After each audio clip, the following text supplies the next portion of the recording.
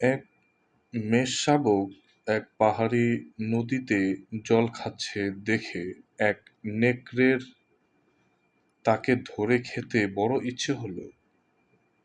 ইচ্ছে তো হলো, কিন্তু কি বলে তাকে ধরা যায়? একটা অজুহাত তো চাই। নেকড়ে তখন মেষশাবককে ডেকে বলল, এই, তুই আমার খাওয়ার জল ঘোলা করছিস কেন?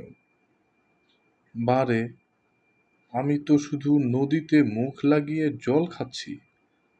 তাছাড়া আপনি রয়েছেন নদীর ওপারে, আমি রয়েছি ভাটিতে। এতে আপনার খাবার জল ঘোলা হবে কি করে? উত্তর দিল মেষশাবক, ও, তাই বুঝি? তা তুই গেল বছর আমার বাবাকে গালাগালি দিয়েছি দিয়েছিলি। দুঃখিত, আরেকবার বলি। ও, তাই বুঝি?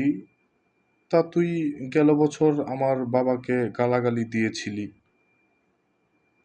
যাচ্ছে তাই অপমান করেছিলি। কেন, তাই বল। মেষশাবক উত্তরে বলল, কি বলছেন আপনি? গেল বছর তো আমি হইইনি, জন্মই হয়নি আমার। নেকড়ে তখন মুখ খিচিয়ে বলল, জন্মই হয়নি?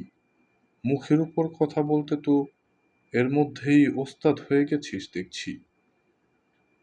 তাও সব কথাতে থামছি না আমি। আরেকবার বলি, তা ওসব কথাতে থামছি না আমি। তোকে আমি খাবই। এই বলে তার উপর লাফিয়ে পড়ে নেকড়ে তাকে ধরে খেতে শুরু করে দিল।